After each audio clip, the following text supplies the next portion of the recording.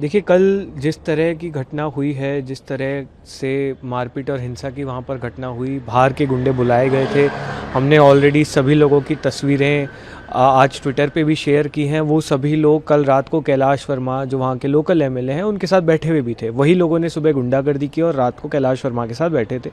तो बहुत साफ होता है कि एक बहुत कोऑर्डिनेटेड प्लान्ड अटैक था, और जिस तरह के पत्थर उन्होंने इस्तेमाल किए हैं उससे भी साफ होता है कि वो लोग जान से मारने के लिए भी कल तैयार थे। जिस तरह से कल पुलिस पूरी तरह मौके से नदारद रही, उनके साथ हमारे लगातार कम्युनिकेशन हो रहे थे, फिर भी कोई रिस्पांस नहीं आया। वहाँ के लोकल एसएचओ ने हाथ खड़े करके बोला कि तुम्हारा मैटर है, मैं नहीं कुछ करूँगा। और जैसे ही हम गांव से बाहर निकलते हैं, वहाँ पे 2 पुलिस की गाड़ी अंदर जाती है, तो उससे भी कहीं ना कहीं पुलिस की संलिप्तता पे शक होता है। और राजस्थान पुलिस के लिए अब पूरी देश देखेगा, पूरी दुनिया देखेगी कि राजस्थान पुलिस इस मामले में निष्पक्ष जांच करता है या नहीं करता है। क्योंकि हमारी तरफ से जितने भी वीडियोस हैं वो पब्लिक डोमेन में डाले गए हैं। उस तरफ से अगर कोई भी वीडियो है तो वो लोग भी डालें। पर राजस्थान पुलिस क्या निष्पक्ष जांच करेगी, ये कल पूरी दुनिया देखेगी।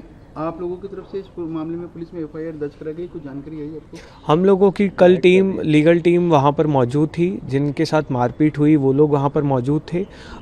कल हम लोगों ने अपनी कंप्लेंट दर्ज कराई है। एफआईआर भी जहाँ तक मुझे बताया गया दर्ज हो गई है। हम लोग डरने वाले लोग नहीं हैं, हम लोग हिंसा करने वाले लोग नहीं हैं, हम पीछे हटने वाले लोग नहीं हैं। हम स्कूल ठीक कराने की लड़ाई लड़ रहे हैं और हम उस लड़ाई को आगे भी जारी रखेंगे उसी शिद्दत के साथ। बल्कि कल जिस तरह की घटना हुई है, आज मैं देख रहा था मेरे ट्विटर इंस्टाग्राम पे सिर्फ राजस्थान के स्कूलों के दौरे आ रहे हैं, तो इन्होंने मदन दिलावर ने अपने पैरों पर कुल्हाड़ी मारी है। अब पूरे राजस्थान में जिस तरह की दुर्दशा है स्कूलों की, वो पूरा देश देखेगा, इनकी फजीहत होगी। हम रुकने वाले लोग नहीं हैं, हम झुकने वाले लोग नहीं हैं, हम डरने वाले लोग नहीं हैं। मैं खुद आने वाले समय में फिर से स्कूलों का दौरा करूँगा। आपने कल एक अल्टीमेटम दिया था, आपके बाद अभिजीत जी ने भी एक अल्टीमेटम दिया, 48 घंटे की चेतावनी दी कि 48 घंटे में या तो जो आदेश निकाला था शिक्षा विभाग ने वो वापस ले ले, स्कूल में जो रिनोवेशन का काम है वो शुरू कर दे और दोषियों के खिलाफ जो कार्रवाई है वो शुरू हो जाए। यदि 48 घंटे, क्योंकि कब से कब तक माना जाए, उसके बाद आपको ये भी कहा गया कि दिल्ली जैसा आंदोलन जयपुर में करेंगे। नहीं, बिल्कुल करेंगे। और अब बात सिर्फ स्कूलों की नहीं होगी, अब बात सीधे मदन दिलावर के इस्तीफे पर जाएगी।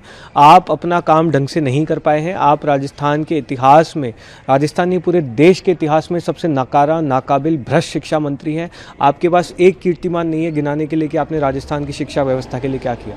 आपके राज में झालावाड़ में स्कूल गिरने से हमारे बच्चों की मौत हुई है, उसके बाद 7 स्कूलों की छतें गिरी है, बच्चों के कितनी चोटें आई हैं, क्या हालत है। 85,000 क्लासरूम राजस्थान में इस समय जर्जर हालत में है। आपसे आज तक एक काम ठीक से नहीं हुआ। आपके राज्य में टीचर्स को बीएलओ की ड्यूटी पे लगाया जाता है, सेंसस की ड्यूटी पे लगाया जाता है, कुत्ते भगवाने की ड्यूटी पे लगाया जाता है, सरकारी कार्यक्रम ऑर्गेनाइज कराने की ड्यूटी पे लगाया जाता है, पढ़ाई करवाने के अलावा उनको सारी ड्यूटीज़ पे लगाया जा रहा है। आपने आज तक शिक्षा व्यवस्था के लिए कुछ नहीं किया, लेकिन इन 48 घंटों में भी अगर आपने हमारी मांगे नहीं मानी तो ये आंदोलन बहुत बड़ा होगा। 48 घंटे अपन माने कि कल तक पूरे हो जाएंगे, तो क्या दिल्ली जैसा आंदोलन करेंगे? बिल्कुल करेंगे, बिल्कुल करेंगे। दीप के खुद यहाँ पर मौजूद होगा। हम इनसे वोट तो नहीं मांग रहे हैं, हम यहाँ पर भाजपा के खिलाफ पॉलिटिकल पार्टी तो खड़ी नहीं कर रहे हैं, हम तो यहाँ पर से स्कूल ठीक करने की बात कर रहे हैं। तो उसमें किस तरह को किसी को क्या दिक्कत हो सकती है? हमारी मांगे क्या है? जिन्होंने कल हिंसा फैलाई आप उनको अरेस्ट कीजिए। हमारी मांगे क्या है कि जो आपने तानाशाही ऑर्डर दिया है जिससे स्कूल विजिट को रोका जा रहा है, आप उसको वापस लीजिए। हमारी मांग क्या है कि भैंसों के तबेले में अगर कोई स्कूल चल रहा है तो आप उसका तुरंत मरम्मत कार्य शुरू कीजिए। ये ऐसी कोई मांगे तो नहीं है कि कोई शिक्षा मंत्री पूरा नहीं कर सकता, लेकिन आप नहीं करेंगे तो फिर आप उस कुर्सी पर बैठने लायक भी नहीं है। बीजेपी द्वारा कल प्रतिक्रिया दी गई थी अलग अलग नेताओं द्वारा, उसमें एक प्रतिक्रिया ये भी थी बीजेपी के मंत्री की कि सीजेपी जो है वो कांग्रेस का मुखौटा है, कांग्रेस के मुखौटे के रूप में काम कर रहा है। इस बयान नहीं, ये सब मुखौटाबाजी आप बोलते रहिए। कांग्रेस का मुखौटा है, आम आदमी पार्टी का मुखौटा है, लेफ्ट का मुखौटा है, कुछ लोग तो हमें बीजेपी का मुखौटा भी बोलते हैं। आप ये सब करते रहिए, आपको जो मुखौटे लगाने लगाइए, लेकिन स्कूल आपको ठीक करने पड़ेंगे, उस पर हम आपको छोड़ेंगे नहीं। एक उनका तर्क ये भी कल दिया था जो बीजेपी के नेता, तो उन्होंने कहा कि कॉकरोच जनता पार्टी का जो प्रोटेस्ट हुआ वो दिल्ली में हुआ, महाराष्ट्र में हुआ और अब जयपुर में, राजस्थान में हुआ। ये बीजेपी शासित प्रदेश है, तो ये सब एक पीछे का एक एजेंडा है किसी पार्टी की। देखिए, इनकी जो कॉन्स्पिरेसी थ्योरी है, उस कॉन्स्पिरेसी की थ्योरी के हिसाब से 30 साल पहले मेरे परिवार ने एक साजिश रची कि मैं राजस्थान में पैदा हुआ। फिर आगे बढ़कर हम लोगों ने एक और बड़ी कॉन्स्पिरेसी की कि 2023 में राजस्थान में भाजपा की सरकार बनाएंगे। उधर दीपके ने सेम कॉन्स्पिरेसी की कि मैं महाराष्ट्र में पैदा होऊंगा और फिर हम 2024 में महाराष्ट्र में भाजपा की सरकार बनाएंगे। सर, हम जिस राज्य में रहते हैं उसी राज्य के तो स्कूल विजिट करेंगे। सौरभ दिल्ली का रहने वाले तो दिल्ली के स्कूल देखेगा, मैं राजस्थान का रहने वाला हूं तो मैं स्कूल राजस्थान के देखूंगा, दीप के महाराष्ट्र का रहने वाले तो महाराष्ट्र के स्कूल देखेगा। आप अगर कहीं जगह ऑपोजिशन में तो जाइए, वहां के स्कूलों की असलियत दिखाइए। आप दिखाइए ना झारखंड की असलियत, कर्नाटक की असलियत, पंजाब की असलियत। कौन रोक रहा है आपको? हम तो नहीं रोक रहे। आप दिखाइए आपको किसने रोका है। झारखंड में कल स्टूडेंट्स के ऊपर लाठीचार्ज हुआ, पुलिस का, तमाम चीज़ें हुई आपके सामने है। उस मामले में स्टूडेंट्स के विरुद्ध, युवाओं के विरुद्ध किसी भी प्रकार की बर्बरता बर्दाश्त नहीं की जाएगी। आप हमारे बच्चों पर लाठियां नहीं चला सकते हैं। जायज़ मांगे हैं आप, उनको सुनिए, उनको एड्रेस कीजिए, उनके कंसर्न्स को एड्रेस कीजिए।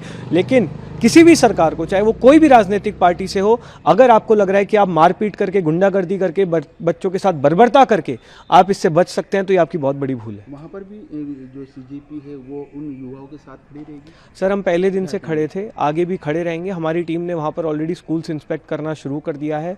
हमारी जितनी भी कैंपेन्स है झारखंड में भी उतनी शिद्दत के साथ चलेगी, जितनी राजस्थान में चलेगी, जितनी दिल्ली में चलेगी, जितनी पंजाब में चलेगी, जितनी गोवा में चलेगी। कल दिल्ली में राहुल गांधी जी अपनी जो आपके जो एक स्टूडेंट थे, एक युवा थे जिनको पैलेट गन का जो लगी थी गोली, उनको लेकर पुलिस थाने में रहे, कई घंटों तक वहाँ पर धरने पे भी बैठे, उसके बाद मामला दर्ज हुआ। किस तरह से कितनी शर्म की बात है कि इस देश में लीडर ऑफ ऑपोजिशन को 5-5, 6-6 घंटे का धरना देना पड़ रहा है एक एफआईआर दर्ज कराने के लिए। एफआईआर भी किस मुद्दे पर? कि हमारी जंतर मंतर की प्रोटेस्ट पे छात्रों पर पैलेट गन का इस्तेमाल किया, जो इनके लॉग्स में है। तो आप एफआईआर से क्यों भाग रहे हैं? इससे ज़्यादा शर्मनाक बात क्या हो सकती है कि अब इस देश में छात्रों पर बर्बरता हो रही है, उसके एफआईआर लिखवाने के लिए भी लीडर ऑफ ऑपोजिशन को 5-5 घंटे के धरने पर बैठना पड़ रहा है। एक लास्ट सवाल मेरा तर्क ये भी है कि जब सरकार ने एक आदेश निकाल लिया, उस आदेश की खिलाफत हो रही है। आदेश ये है कि आप स्कूल में आके वीडियोग्राफी, फोटोग्राफी नहीं कर सकते। शिक्षा मंत्री से जब ये सवाल पूछा गया तो वो कहते हैं कि स्टूडेंट की निजता का मामला है, हमने किसी को रोकने या इंस्पेक्शन के लिए मना नहीं करा, लेकिन पढ़ाई का मंदिर है, विद्या का मंदिर है, वहाँ पर राजनीतिक गतिविधियाँ नहीं होना चाहिए। आप वहाँ पर गए तो क्या एक भैंसों के बाड़े में कौन सी निजता है बच्चों की? थोड़ा बताना हमको। कौन सी सुरक्षा की आपको परवाह है बच्चों की? ये सब देखिए, हवा हवाई बातें हम भी कर सकते हैं, खूब कर सकते हैं, दबा के कर सकते हैं। आप फैक्ट्स पे बात करिए। जिस स्कूल में ना छत है, ना टॉयलेट है, ना पीने की पानी की फैसिलिटीज़ है, ना पढ़ाने के लिए वहाँ पर क्लासरूम्स बने हुए हैं, ना बेंचेस हैं, आप कौन सी निजता की बात कर रहे हैं? इतनी निजता की परवाह है आपको, इतनी सुरक्षा की परवाह है तो ठीक कराइए 3000 जर्जर स्कूल जो पड़े, ठीक कराइए 85,000 क्लासरूम जो जर्जर हालत में। ये सब बकवास बातें करना बंद कीजिए।